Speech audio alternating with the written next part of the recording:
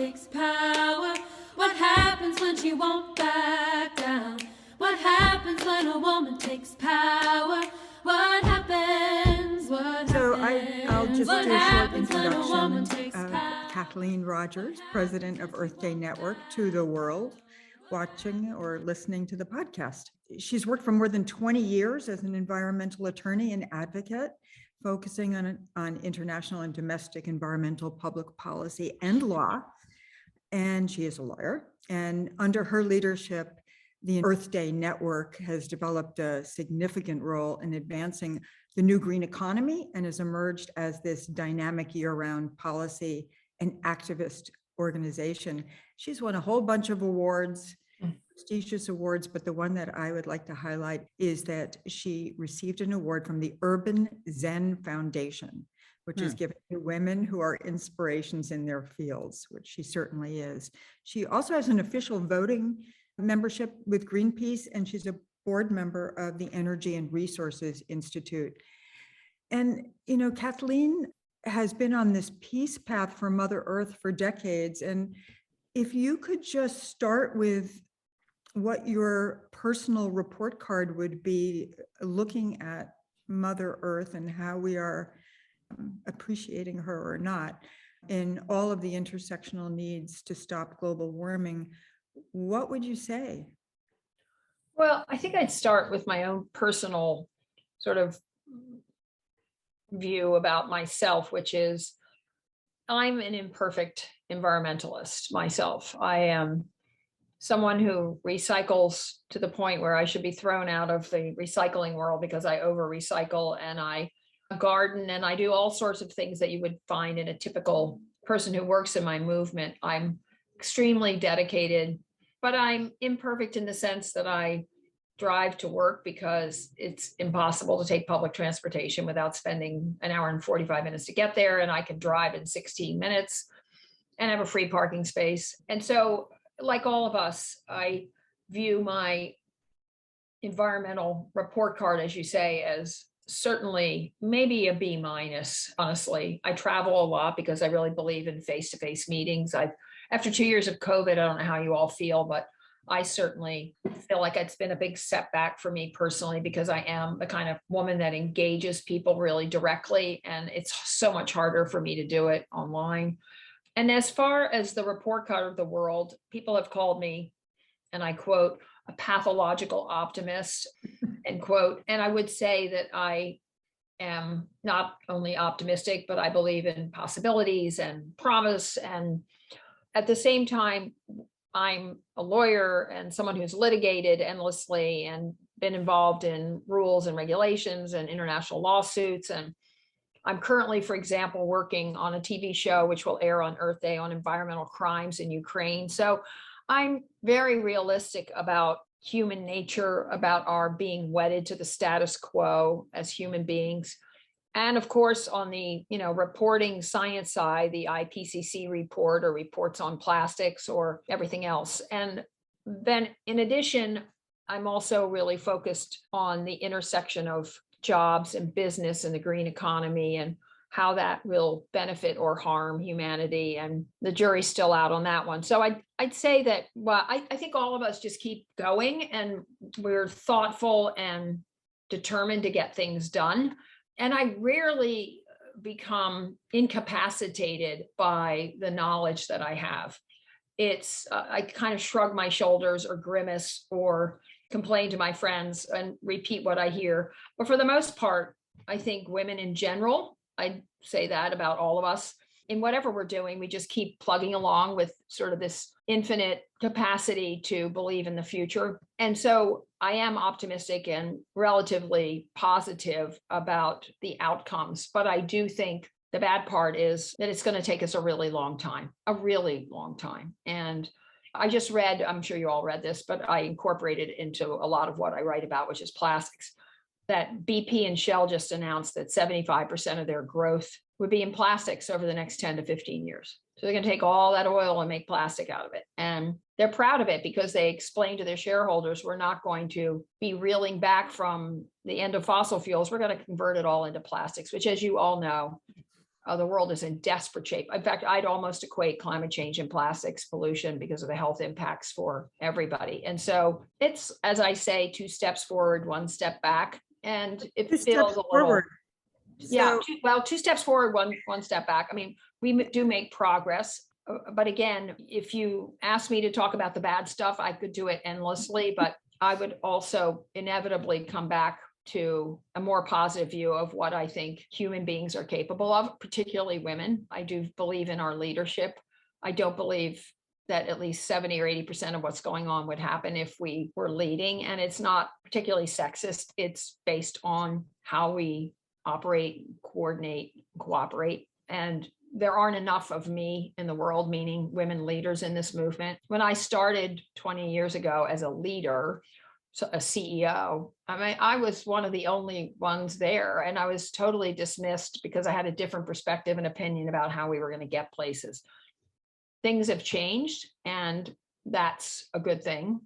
And I also work globally, and I am constantly confronted by the cultural, religious views of women, the different perspectives that I find. And I also have come to realize, in the long answer to your question, is there are a lot of barriers. And what we think in the United States or even Western Europe is just not the case in most countries.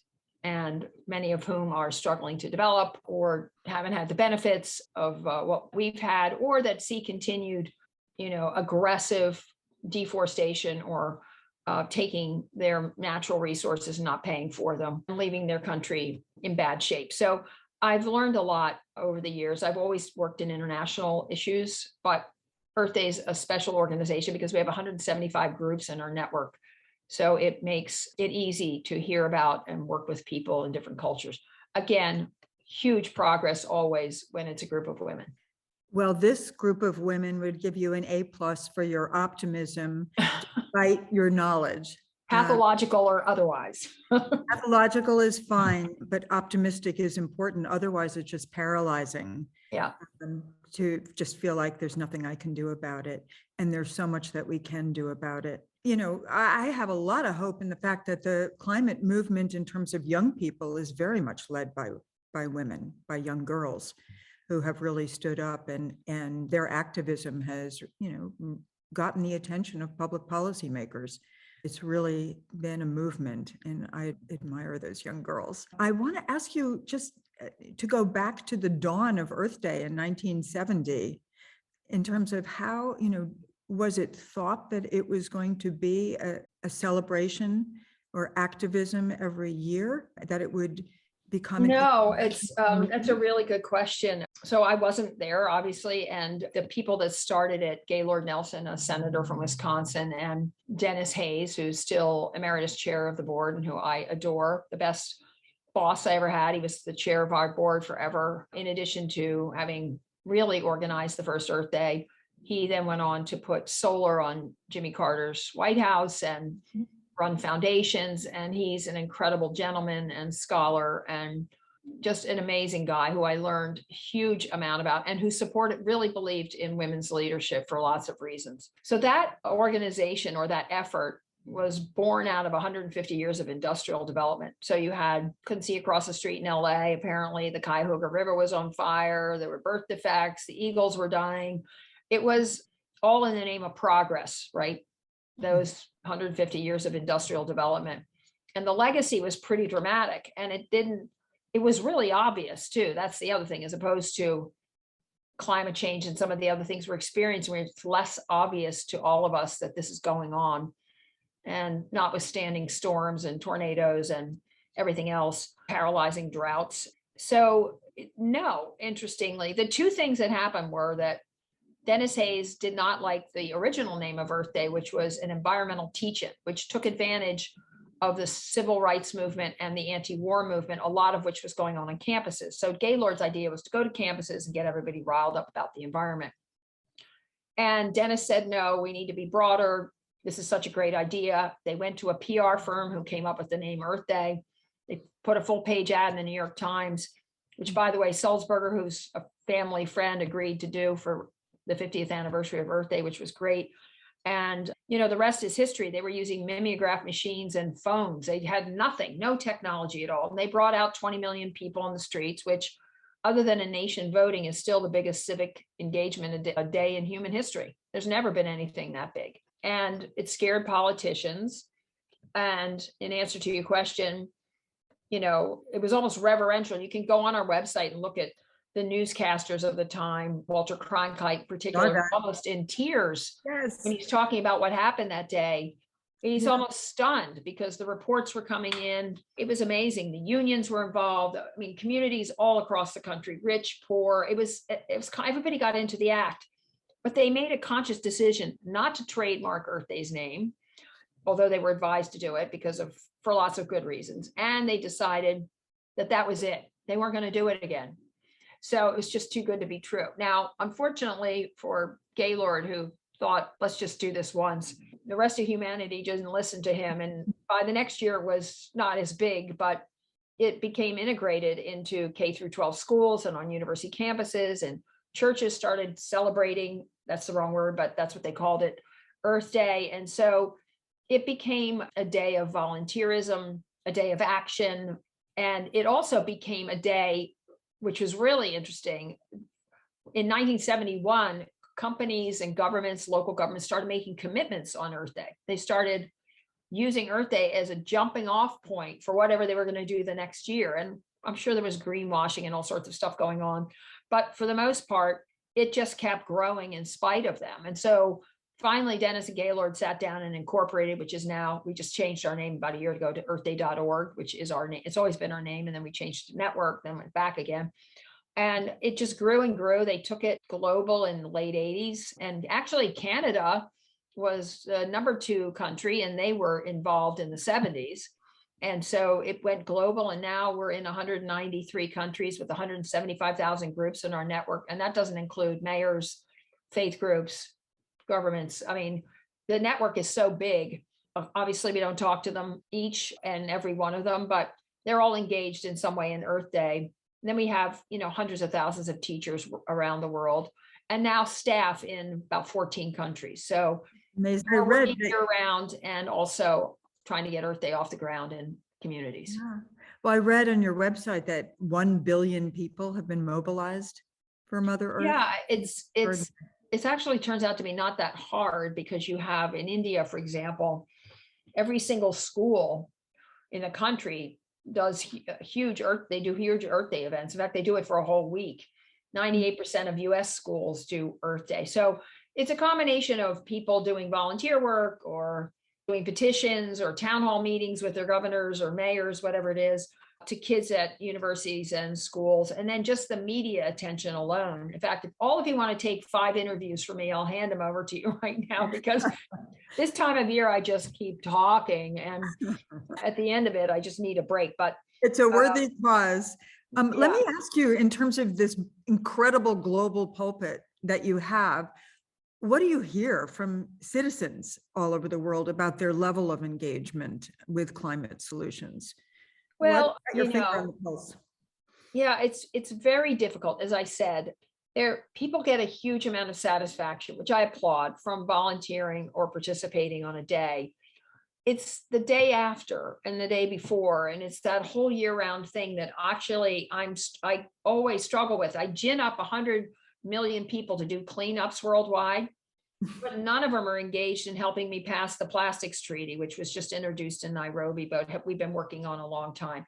So I've actually been spending a ton of time saying, and the environmental community, interestingly, because so many of these people are poor that are engaged in Earth Day, and they wouldn't turn out to be card-carrying members of an environmental group somewhere, it's been really difficult to take all those people and find ways that we can engage them. So we're, with new databases and new platforms being created, and I'd love your advice on this, we suddenly think we've come up with a solution for bringing all those people along the pathway to environmentalism. So if I had 100 million people that would turn out in favor of control of plastics, which, as you know, is becoming a huge health crisis. And it was, but they couldn't figure out how to measure it. It's been that way for years.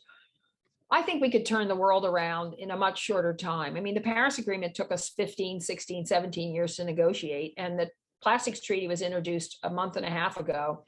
And if I'm looking at a 15-year trajectory on that, we're sunk, like really sunk. So it's very difficult. But how do I do that? What's the right mechanism? And it's not even about money, it's about a strategy. And anyway, we're working harder and harder. The more opportunity we have to pull people together through technology, the more it appears on the horizon that we might be able to knit them together. But it is really hard. We try every year to go back to everybody. I'll give you an example. We have just one example. We have a contract with Catholic Social Services in India, which, because of poverty and everything, Catholic Social Services has a contract with the Indian government to educate completely K through 12, 20 million kids. We signed a contract with them to do cleanups, a whole bunch of things. And these people are dead serious. They're Catholics. They're like super regimented. If they're going to agree to it, they're going to get it done. So they agreed to do all these things. But again, once again, we struggle to actually analyze whether we had any impact. So the money might be there to put on a program, but there's never any money for assessing the impact or monitoring the kids' behavior or a longitudinal study on how you develop environmentalism. There are all these things that if you looked at this billion people we have engaged in Earth Day, you'd want to scream at the opportunity for converting the world overnight, because it'd be 1/7 of the population that could become something else. So if you have ideas, but it's something we work on it all the time, but it's too slow. And so measuring it, understanding this phenomenon, and turning all these people over even to somebody else is the big issue for us, because as I said, it's the trajectory for going green is probably 20, 30 years away. And even then, given I hate to use these words, rape and pillage of minerals and natural resources from the global south may give the North a green economy, but we've already left them out of the equation. It's already happening. So how do we turn that around? Because our growth is all in the global south. It's huge. Philippines, everybody, Malaysia, India, they're all super engaged in Earth Day, but it's what you do with them. How do you get them to protect themselves from being exploited? And so I'm sounding terribly pessimistic, but the point is there is this opportunity, I think, for converting all those people. And if we could figure it out, then we could turn things around. You know, when I hear you talking about plastic, I think about the 1967 movie, The Graduate, word plastics, as that's the business that he should go into. And what is it that you are imagining can be done? I mean, we have the Plastics Treaty, but now what in terms of all of these, this amazing bully pulpit that you have, and knowing that Earth Day is always a success in turning out people, but the day after, I know, is what keeps you up at night. Yeah, I mean, on the plastics thing, and I'm sure you're a straw, right? Well, the reality, the health impacts of plastic are really just starting to be, I guess you'd call it almost self-evident. But I think the latest news that it's in our bloodstream and sticking to our internal organs and building up there, these micrograms of plastic, is absolutely horrifying. It's zombie-like. It is so unbelievable that this is happening and actually taking up space in our heart and lungs and other parts of our bodies. Even though they're micrograms, there are a lot of them. So I think the science of plastics is catching up with us. But the flip side of that is the only way to solve this is to get rid of plastics. It's not about recycling. It's not about a plastics treaty, because, by the way, it has no teeth. It's entirely voluntary. It is kind of cradle to grave, meaning you have to track it from when you make it, which is a really good thing. But the reality is that we have to invest so many resources, and no one's really doing it, to come up with a really good substitute for plastic. It's a very useful product for lots of ways, but it will be the death of us. And unlike maybe even climate change, it's so much more deadly, and it's everywhere, as you know. And it's in our clothes, it's in our food, it's in our drinking water. In fact, our drinking water is cleaner than water in a that we buy in a bottle. So I guess my viewpoint is that we should be throwing everything we can into the science of a plastic substitute. And after that, create the kind of manufacturer liability that we'd like to see on guns, or we'd like to see on other kinds of products, where if you make it, you're responsible for it till you reclaim it. And making it and selling it isn't the end of the story. And some companies are taking it somewhat seriously, or at least they're advertising. Pepsi says, oh, if you give us back exactly our bottles, we'll grind them up and we'll make new ones. But that's entirely impractical, and it's not going to happen. And recycling isn't an answer. It's big business, but it's a drop in the bucket. Yeah, it reminds me of how so much of, actually, I wanted to ask you the question of what do you call the climate crisis? Do you call it global warming? I mean, what is the Earth Day ecosystem for how you address it? Do you call it climate emergency, climate change, global warming? What do you like? Well, I think for the most part, people have dropped the global warming. They had a reason I could never quite follow, but I just followed along. And so we call it climate change, the climate crisis. We tend to, you can call it the gravest threat ever to face humanity and other species. True.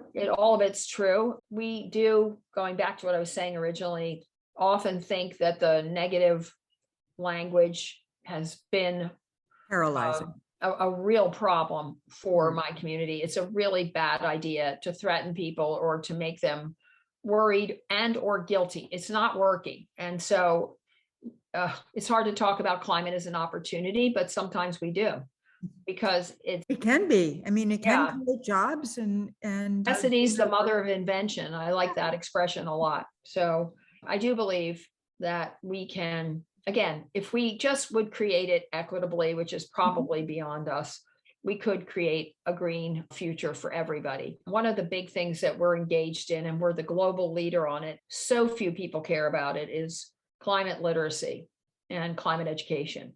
And we've studied this for decades. And the truth is that nobody, give or take, New Jersey and California, maybe one other country, has a decent education system. And so we've wasted those years, generations since Earth Day, multiple generations, because we've never educated anybody on either the threats or the opportunities. And so, for example, the average high school student in the United States from 9th to 12th grade gets 1 hour of educational materials on climate change each year of high school, graduates with 4 hours. And that's not my study. I think it's Pew's or someone else. It's a really good study. We've done studies on both every state in the US, plus about 35 to 45 countries.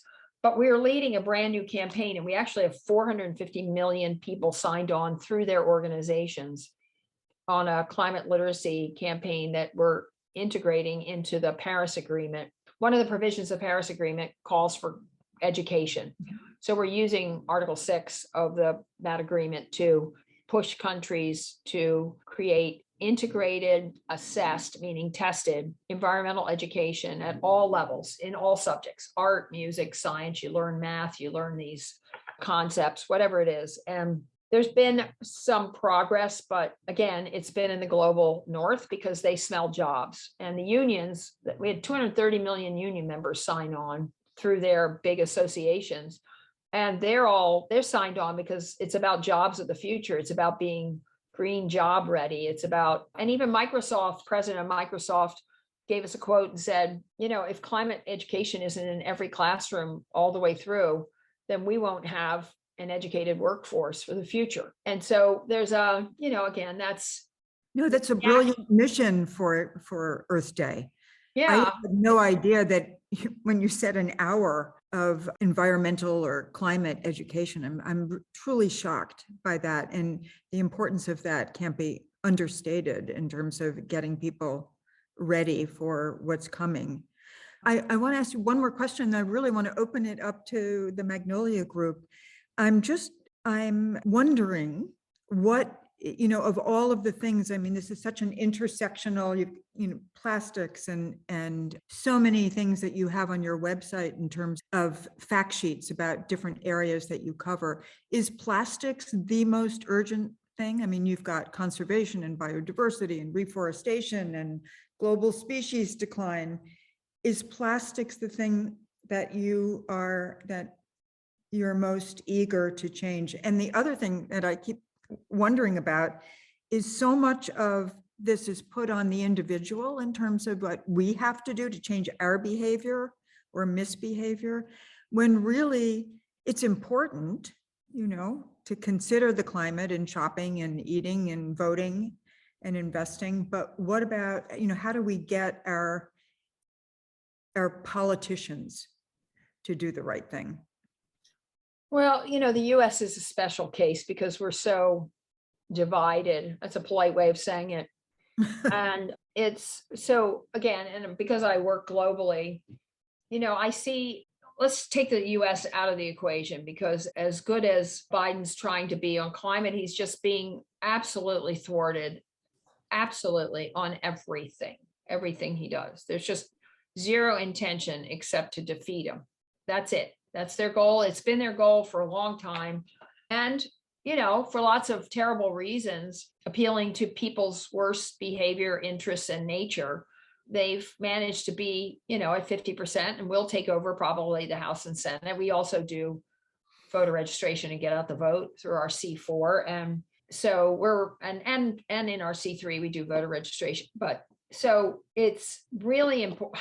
It's going to sound like it's crazy, maybe, but I have more faith in business, although there are endless possibilities for that to go south, than I do in governments, because there's not when I went to the COP, we had a big pavilion there. We had program after program. We're very tied into it. I've been on the negotiating committees, and nothing happened there at all. If anything, we took a giant step backwards.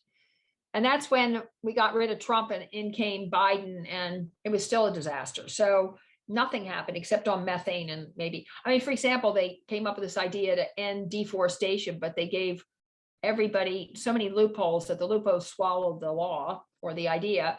And then they decided to punt it to 2030. So, and methane was one little glimmer of hope, but for the rest of it, it was a giant step backwards. On the other side of town, though, were the business meetings. And there were more business reps in Glasgow than there were NGOs and governments. There were like thousands of them. And again, if you went to these meetings, the Global South, no people of color there at all.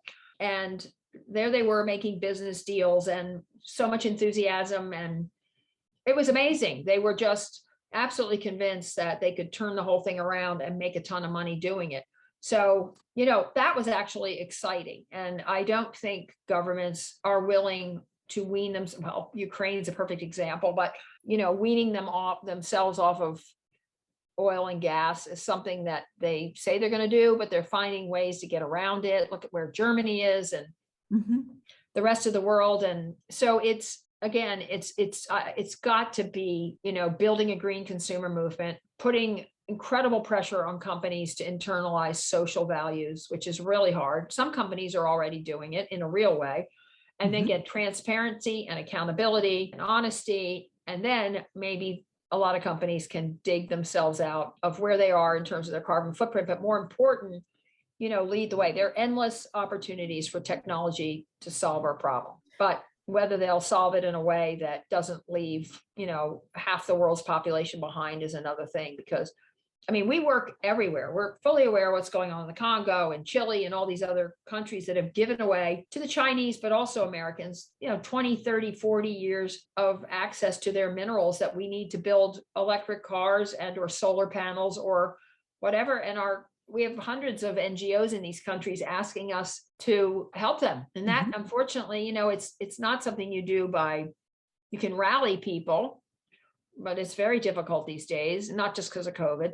So the answer is litigation. And every good environmental lawyer there is out there, there are 1,000 cases that they could be bringing. So it's. So Kathleen, I want you to hang on to your Sure. optimism. Yeah, exactly. What happened to that? I don't know, but. Hang on to that. And I know Darcy has probably 1,000 questions, and I'm sure others do too, but Darcy, jump in. Oh, Kathleen, you have just kind of blown my mind. I'm not even quite sure where to start. First on the. I might need a drink. I don't know. Yeah, right. On the education piece, I am happy to share that Portland, so I'm in Portland, Oregon. Just a few weeks ago, Portland Public Schools agreed, based on being pushed by their students, to incorporate climate and sustainability literacy and education into all their courses, K through 12, starting this fall. So Portland's kind of been on this for a while, so I'm happy. I'll be curious to see how it goes. On the plastics front, I was at Climate Week in New York City probably 3 years ago now, and there was a whole session on plastics. And I went to that, and I remember that the head of Indonesia spoke about their recent ban on plastics. And I'm wondering if you know how that's been going, because I saw that as a real demonstration project. They talked about, if you're on an island, you often get all the plastic from an island far away, and they have to deal with it. And, Indonesia was certainly experiencing that. I'm just wondering if they've made progress, if they've, found solutions to replace plastic. Yeah, no. Well, the world is full of good intentions, as you know. Indonesia is still accepting waste from other countries, as is Malaysia.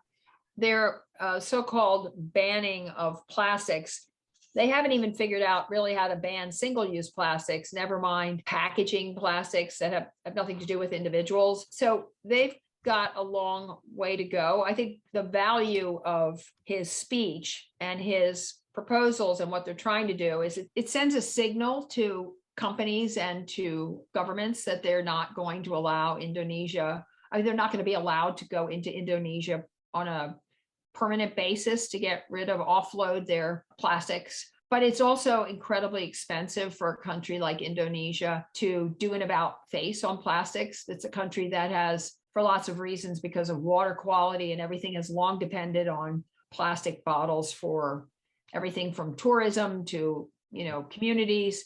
And so the idea is great, and the goal and commitment, the aspiration is great. They certainly are nowhere close to reaching plastic independence or getting rid of plastics in their country, not by a long shot. But again, standing up and saying it is very threatening to companies and to governments, and that has amazing value all by itself. Right. Yeah. Great. I have 1,000 more questions, but I'll turn it over to someone else, talking about the role of plastics. But I'm also curious what you think the role of regenerative agriculture would mean to drawing down legacy carbon, sequestering it in the soil, in the scheme of the big picture. And then associated with that, and kind of from a time frame perspective, Magnolia Moonshot 2030, we tried to nest under the IPCC climate goals and also the UN Sustainable Development Goals. But in 2007 or 8, Paul Gilding and Jorgen Randers wrote a paper called The 1 Degree War Plan. I don't know if you ever saw that, but they had laid out. I've never read it. Oh, it's worth reading, but they laid out over a 100-year period, using all the technology that's available to us today, what we needed to do in years 0 to 5, 5 to 25, on up to 100, in order to stabilize the atmospheric temperature rise to 1 degree C. And it was science-based, and I've never seen that actually been put into play or used, because as you said, we've got the technology, but we don't have the will. Right. Yeah. And there, lots of people that have worked on, the drawdown concept too. Right. And all of these things are immensely popular. This idea of a vacuum cleaner in the sky kind of technology for climate restoration. I'll get back to regenerative ag in a second.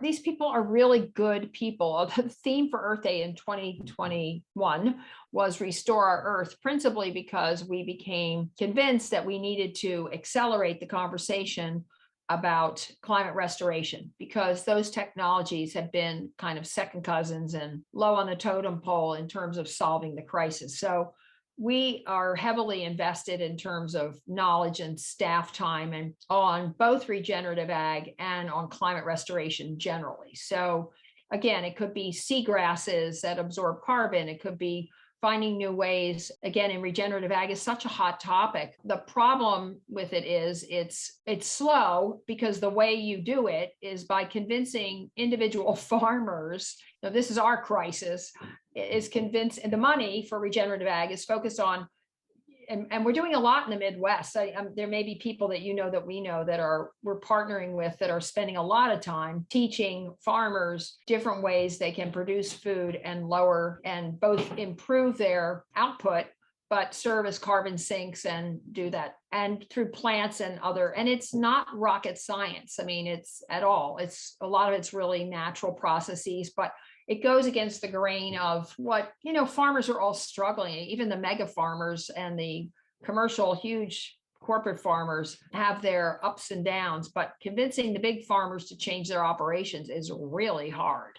And so, the use of fertilizers and the way they water and everything imagines a world full of endless resources, which in the Midwest, we haven't had a famine or a Dust Bowl days, but now there are many people who believe we have 3 to 5 years of continued health and vibrancy of our soils before it all starts going downhill. And I'm not in the doomsday world exactly because I'm not an expert, although in addition to my law degree, I did get a degree in international development around agriculture, but it's been a while and I'm not up on every single theory. But I do think that regenerative ag and climate restoration need to be as central to the climate solution as mitigation or adaptation.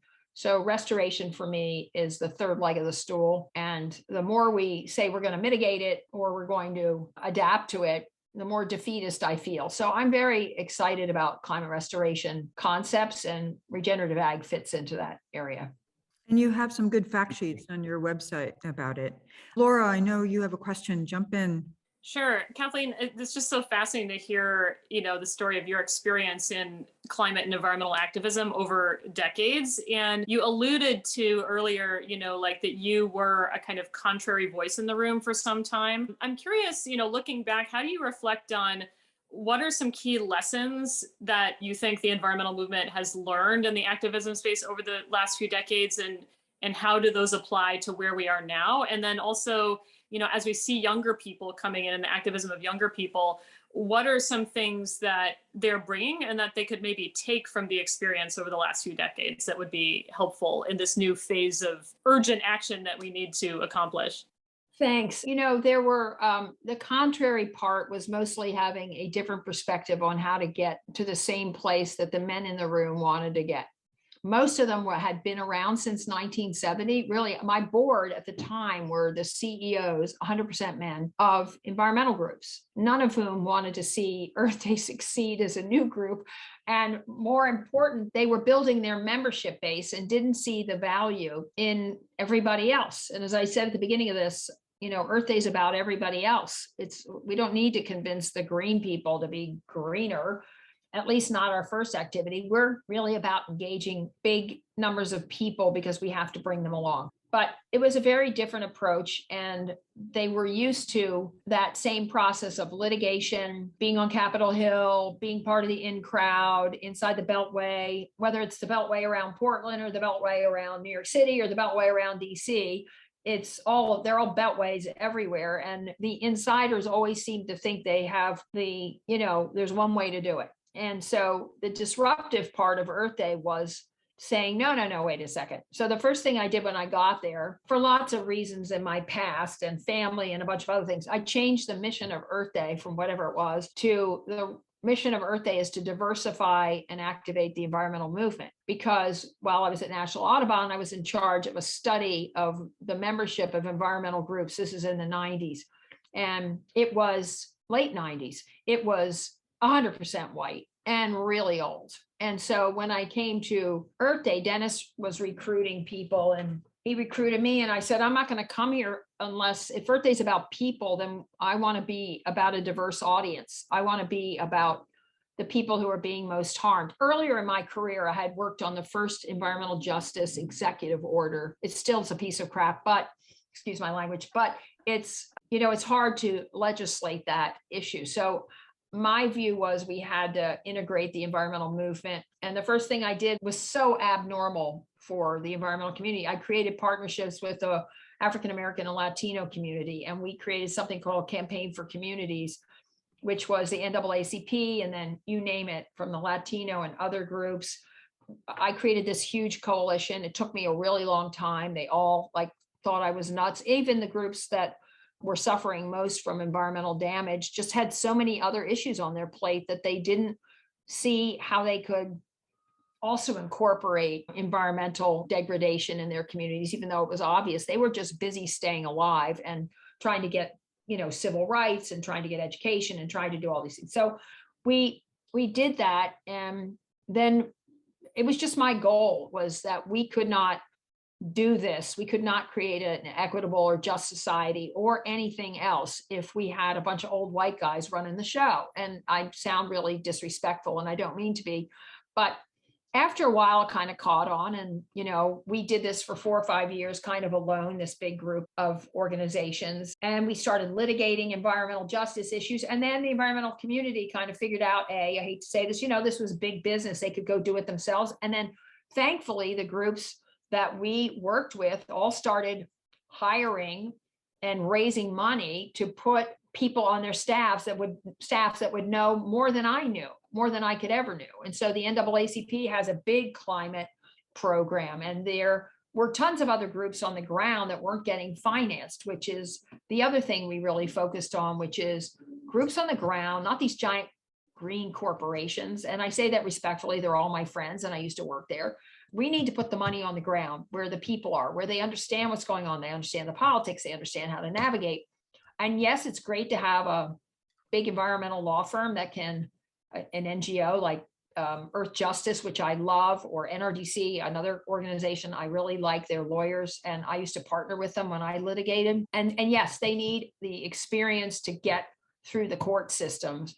But when it comes to spending the money and understanding what to do, you've got to build that movement. Now that was almost 20 years ago when we started doing that. It's probably our best legacy. And it was drawn from a lot of things, the obvious nature of my own movement, but because we were global. And when we were working in India, we weren't working with a bunch of white guys. And when we were in Africa, we weren't working with a bunch of white guys. We were working with people who were from there, who were leaders in their own communities. And so I learned a lot from them. And that is probably Earth Day's biggest accomplishment, is that when we set out to do this, we really intended to create a whole new environmental movement. Have we been successful? A little bit. The Nature Conservancy's budget's about $1.9 billion this year, but notwithstanding that, I also represent like 600 or 700 groups around the world for something called the Global Environment Facility, which is a multi-billion-dollar fund at the World Bank. And I'm the lead NGO for the donor countries. To make a long story short, we're reforming that too, because the big groups literally there's 6 big groups that hold seats at the table, and the rest of the world is left out. And that's just the way it is, whether you're at the UN or you're anywhere else. It's extremely difficult for small local groups in the US and abroad to get the kind of resources that they need, a seat at the table. And so I think that's Earth Day's claim to fame. It comes from a serious understanding of how you're going to get things done and how you're going to change the world from an NGO perspective. I still believe in the business and government pieces, but we need to put our money on the ground. And that doesn't always happen, which is a long answer to your question of how do you build a movement? And we've been in the vanguard and the squeaky wheel and you can ask anybody about us, that's our mission, is to put resources in the hands of groups that know what they're doing. And yes, there are capacity issues. Yes, and particularly this is true in some places where we work, where outside the US mostly, where it takes a lot in a country that's steeped in corruption to build an entire system of NGOs cooperating with the government. So that's another thing we try and do. And again, we may be in 192 countries with Earth Day, but we're probably in 14 or 15 countries working really hard on structural problems with putting together a really effective NGO community. And just quickly on the youth thing, I can say this to all of you. I've been around long enough to watch youth movements come and go. And the biggest problem with it is they age out. And I see that we have probably 106, almost 200 youth leaders at Earth Day that we really nurture. It's called My Future, My Voice. Most of them are from outside the US. We probably have a half dozen major US leaders, but there aren't very many of them, honestly. And they tend to age out and it's really hard. So I am worried between us about whether or not the youth movement, which had such a profound effect, this one, the most recent one, and has had effect in 1970. And in 2010, there was Alex Lores, if you remember him. He was just a huge figure in the environmental movement. He finally said, I've had enough, and went off to college in Canada. He went to McGill. And this will happen to the current leaders of the movement. We need to constantly worry about replacing them with new leaders. And because it's so homegrown and it grows from within, it's hard for me to say, or anybody else to say, you're going to nurture these kids. They have to self-identify, and trying to make it easy for them is a challenge. But I do believe that youth groups have had a profound effect. I mean, Greta certainly has. And, it's just really incumbent on all of us to help support the new leadership, the 14 and 15-year-olds, because at the time they hit 16, 17, 18, they're all worried about going to college, whether we like it or not, with few exceptions, and they will move on. And so leaders know that. They know that. So we're looking for the next wave, but I haven't really seen it recently. I think Darcy has one last question, and then I'm going to close it out. Yeah, Kathleen, you just spoke right into the story I was going to tell, and maybe, ask for some advice. But the Magnolias have inspired, at this point, 4 cohorts of teen girls, 1 in Europe and 3 in Pakistan.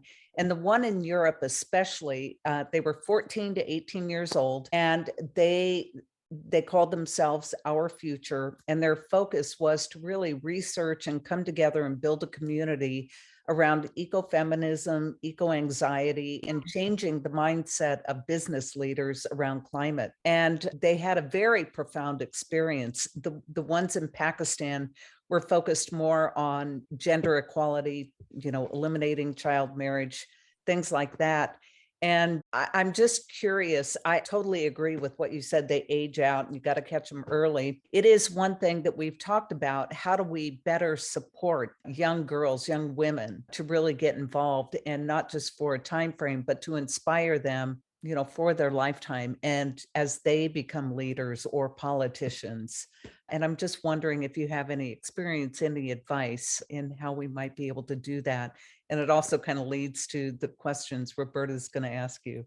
Well, I think, the thing about my kids are not as young as that anymore, but they're still young. It's hard to convince them what the world what eventually they'll feel, right? Because there might be some exception. But when I talk to youth leaders, I'm talking to a few right now. I keep talking to them about, your job is to make the best of what you can, but recognize that, because a lot of them are exhausted. I mean, absolutely exhausted. And they're kids. And, they're either their parents pressure them to go back to school, or their parents pressure or create a cottage industry around the kid. I mean, I see that happen all the time. And so I think the advice is that they can play a really effective role for this period of their life, that the world is not on their shoulders, and they are leaders at a young age, and that there's great opportunity for them as they move out of that phase of their life to be active in their own way when they're older, because I see a lot of them dropping out because of this exhaustion, or because for whatever the reason is. And like Alex Lores, he went off to college. And I remember telling him, you did what you had to do. He got 20,000 kids to lie down in the streets and block traffic all over the place. People don't even remember it, but he was hugely influential. And the important advice is to say, this is your time, do with it when you can, do with it what you can, but also understand that you can, at this time, develop the leadership skills that you need to carry it forward. I don't care if you become a scientist, an actor, an industrialist, whatever it is, you need to take those skills with you into whatever you do, and not worry about leaving it behind. And that's hard to give it to kids that are 15 and 16 who feel this sense of power that they have working together and going online and doing all these things. It's just important that we not just have 1,000 young women leaders, but we have 10,000 young women leaders and more than that. And every piece of what they do, whether they're a leader in their own youth movement or whether they're a cog in the wheel, they're not going to forget it. And they're always going to be cognizant and part of it. And so my exhortations, if they will, is just carry it forward in the best way you can and identify those kids that are behind you that you should think we should be nurturing and caring for.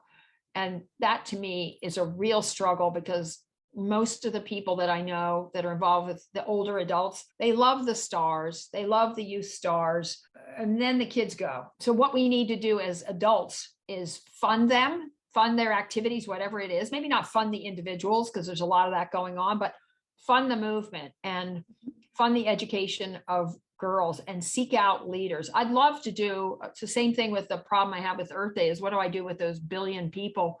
We have so many youth groups that do Earth Day, and how do I, again, going. how do I nurture them down the road? It's a struggle. I spend most of my time talking to them about the future as opposed to the present. There's so many other people talking to them about what they should be doing right now.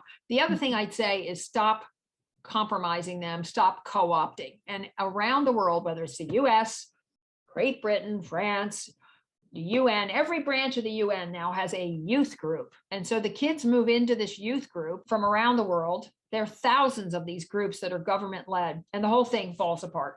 My advice to all of them is stay out of Youngo, stay out of the US thing, stay out, do your own thing, be loud, be aggressive. It's what kids do, and stop allowing yourself to be co-opted, because being invited into the room is super exciting for these kids. And I always tell them, shut the door and walk away. It's not where you belong. Wow, that's very interesting. A little advice, radical, I know, Kathleen. but It is. It's radical. There's an article that I read just recently that the Tough Circle group put out about how motivating climate is for young people to get out and vote. It was very interesting in terms of the data that they had. And I think about that and really, work on that privately, because young people know that their future is in peril in terms of Right. climate. And so getting them to lead and to be motivated, not to feel disenfranchised that, we're screwing up the world and that there's nothing they can do about it. There's a really interesting organization that is called 18 by Vote. It's run by a 23-year-old, and she is working in 6 states to get people registered to vote. And the number of 18-year-old, or every 2 years, it's millions of 18-year-olds that, young people turning 18. So, I mean, that's one of the things that gives me some optimism, is that these kids are activated, I think. And I'm going to be mulling on your thinking about, chasing them out of the room where they're being co-opted. I think that's really interesting and thought-provoking. I'm excited about My Future, My Voice initiative. yeah, all of those kids, if you want to meet them, or I'm happy to give you Every one of who them. they are.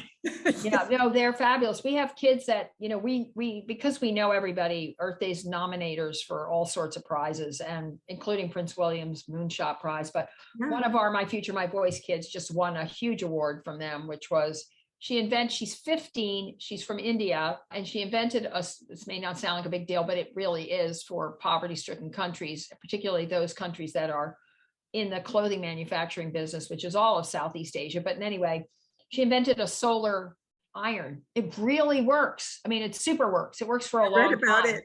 It's so cool. Then we have kids like, that are leaders and activists, but we have this wide range of kids that are scientists and inventors and, very active in all sorts of things. So that is an amazing list of people. Most of the, a lot of the usual suspects are involved in it, but I just looked at the number. We're about 300 people and 112 countries. And I can guarantee you some of them will go on to be total leaders in their countries. That gives me great hope. Yeah, there are so many kids that want to do the right thing. Well, we And, want to keep talking with you. We'll let you go because you have a lot to do, I know, and your sleeves are rolled up. But I do want to ask you the questions that we ask all of the people that we interview, all of these amazing women leaders. And what are 3 calls to action that anyone can do? And then Well- what advice would you have specifically for young women and girls who want to make a difference? I think the first one is, and they're, if we're talking young, I think one of the 3 things I would say are, one is be really conscious and continue to participate in the political system, whether that be voting or engaging your local officials, national officials. I've never seen an elected official, even the most right-wing official, respond super harshly to kids. And we put kids in front of school boards and every other place to teach them those civic skills that they'll need to be adults, because we don't even teach civics in this country anywhere. Staying politically engaged, whether it's voting or directly engaged, is really important. I'd say also 2 would be on climate change and on plastics. Both of these things have limitless potential to end the world as we know it. We're looking at, I don't need to tell any of you. And so being active on those 2 issues is critically important. And then lastly, again, it goes to the idea that we're all consumers and everything we do or buy sends a message to companies. And whether it's what they eat or what they buy in fashion, as we all know, fashion's now 6, 8, 10% of carbon emissions, and it's all made out of plastic. All of those individual choices are really important. And children that age, or kids, they have thousands of friends on Instagram and thousands of friends on Twitter and thousands of friends in social media. Communicate those issues to as wide an audience as you possibly can. Right, In fact, talk about it. Yeah, someone offered, I know, how could I forget? The Pope just got in contact with, the Pope's big on Earth Day, and he got in contact with us, obviously not the Pope, but his people, and said, this was so funny for a guy who's that age. The Pope literally was involved in this. And he said, I make a video for Earth Day year after year, but this year I don't want to make a video. I want to send out a tweet. And I laughed so hard because I'm the one who asked him for a video. And I'm like, wait a second, you got like 100 million people. And if he sends out a tweet, I think that's much better. So I was like, no, I want the video. And then I thought, what the hell's wrong with you? Next year, TikTok. Exactly. The So Pope. anyway, so this year we're getting a social media tweet and something on Facebook. So Yeah. we'll see what happens. Well, thank you so much, Kathleen. Oh, All of us are. I'd just love to so- stay in touch with all of you. I'm sorry. I sort of felt it was my job to talk, but I'd We are love to so hear- grateful. Keep talking. No, And I'd love to hear so- from all of you. Any ideas you have? I certainly don't have the answers to 90% of the world's problems. Okay, well, So- be careful what you wish for, because you're No, going to. I'm dead all of serious. us and And one more. of you is right across the bridge in Virginia. I forget who it is, but I'll make a beeline. So Okay, yeah, no, there's several of us that are able to meet with you. And we're so appreciative of your truth telling, your candor, your inspiration, and your, dare I say, optimism about the Well, future. my only caveat is I could be completely wrong, but I think we share a lot here in terms of ideas and the best way to do it. But I, above all, believe in learning. So whatever you have that I can learn from. Well, that reminds all of us, I think, of the Rumi quote that the beauty you see in us is a reflection of you. We have learned so much from you. You all are, I'm just looking at you all, I just feel better. Okay, well, we'll meet again. Okay, thanks, With that, everybody. I think we really can appreciate stop it. recording. Bye.